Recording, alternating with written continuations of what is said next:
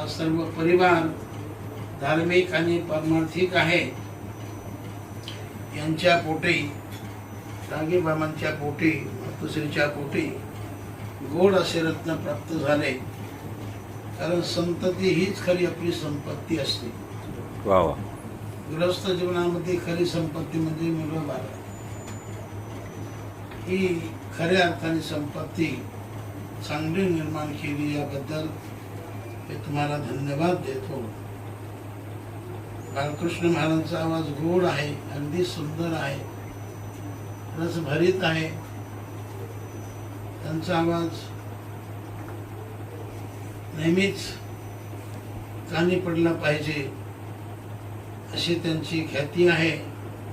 आणि त्यांनी एकदा गवळण अशी म्हटली होती काकड्यामध्ये, तर मला ती फार गोड वाटली. आणि तो आवाज, ते म्हणण्याचे लपक, तर त्यावेळेला सांगतो माझ्या डोळ्याला पाणी आलं. वा वा. क्या.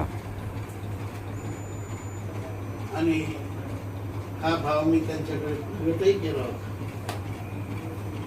तेव्हा असा सुंदर योग आज घडून आला. माऊलीचा आशीर्वाद हा फार महत्वाचा आहे.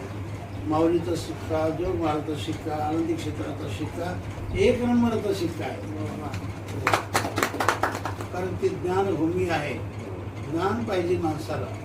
तेव्हा या घरामध्ये सगळ्या काही गोष्टी प्राप्त आहे. इथं लक्ष्मी आहे, इथं सरस्वती आहे. म्हणजे सर्व काही या ठिकाणी नैसर्गिक प्राप्त आहे. आणि म्हणून त्यांच्या जीवनाची अशीच प्रगती होत राहो.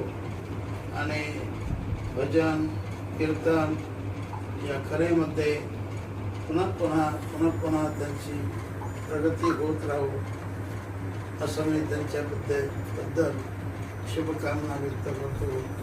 माझे 2 शब्द या ठिकाणी पूर्ण.